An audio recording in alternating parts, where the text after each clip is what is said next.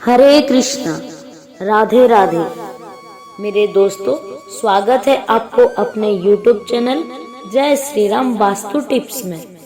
आज मैं अपनी वीडियो में आपको सुनाने जा रही हूँ गोपा अष्टमी की कथा, गो पूजन की पुराने पूजा विधि और गो पूजा का महत्व क्या है। बोलो कृष्ण भगवान की जय। जय गो माता। दोस्तों, कार्तिक मास के शुक्ल पक्ष की अष्टमी को गोपाष्टमी मनाई जाती है। इस दिन गो माता की पूजा का विधान है। इस दिन से ही भगवान श्री कृष्ण ने गोचारण लीला आरंभ की थी। बंधुओं, गो अष्टमी के दिन प्रातःकाल जल्दी उठे, स्नानादि से निवृत्त होकर गौशाला में जाएं।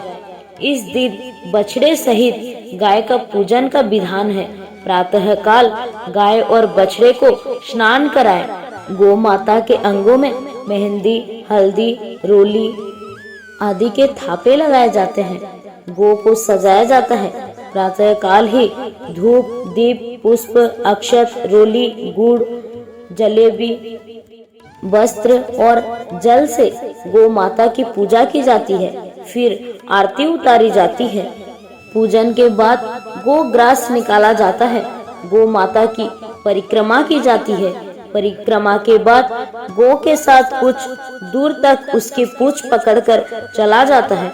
बंधुओं, पहले गो माता की प्रातः काल पूजा करें। उसके बाद शाम 4 बजे फिर से गो माता की पूजा करें और गौओं के पीछे कम से कम 7 कदम गाय माता के पूंछ पकड़कर चले।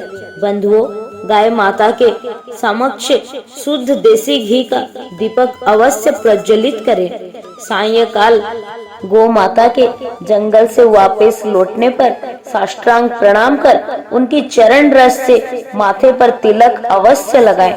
भगवान ने जब 6ठे वर्ष की आयु में प्रवेश किया, तब एक दिन भगवान माता यशोदा से बोले, मैया अब हम बड़े हो गए हैं। मैया यशोदा बोली, अच्छा लल्ला, अब तुम बड़े हो गए हो तो बताओ अब क्या करें। भगवान ने कहा, अब हम बछड़े चराने नहीं जाएंगे, अब हम गाय चराने जाएंगे।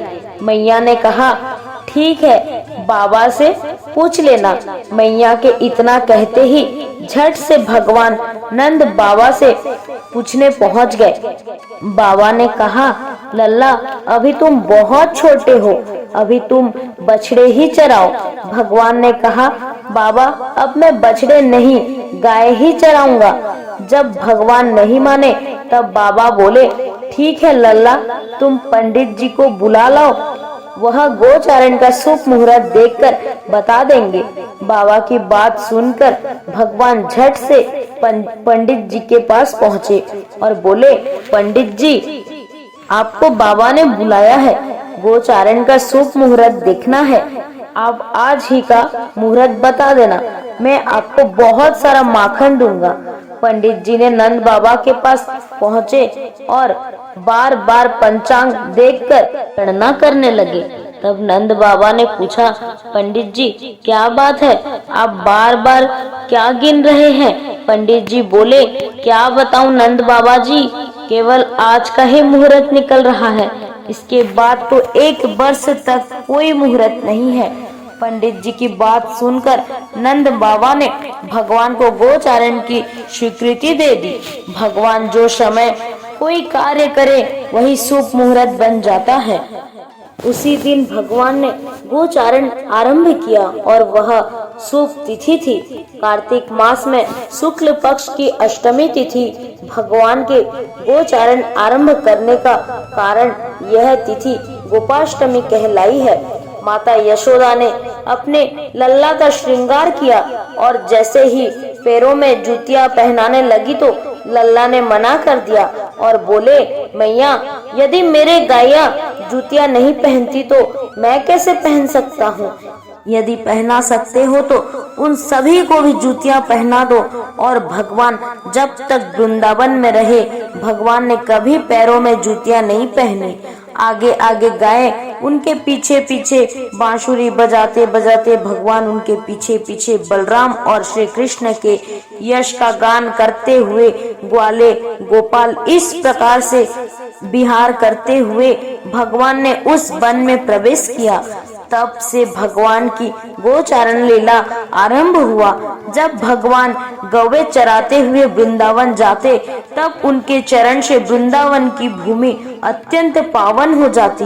वह वन गो के लिए हरी भरी घास से युक्त और रंग बिरंग पुष्प की खान बन गया। बोलो गो माता की जय, कृष्ण भगवान की जय। श्री कृष्ण गोविंद हरे मुरारी, हे नाथ नारायण वासुदेव। श्री कृष्ण गोविंद हरे मुरारी, हे नाथ नारायण वासुदेव। श्री कृष्ण गोविंद हरे मुरारी, हे नाथ नारायण वासुदेव। श्री कृष्ण गोविंद हरे मुरारी, हे नाथ नारायण वासुदेव। श्री कृष्ण गोविंद हरे मुरारी, हे नाथ नारायण वासुदेव। राधे राधे, जय श्री कृष्ण। बंधुओं, यदि आपको हमारी वीडियो पसंद आई तो इसे आप लाइक करने के साथ साथ शेयर अवश्य करना। जय श्री राम, जय गो माता, धन्यवाद।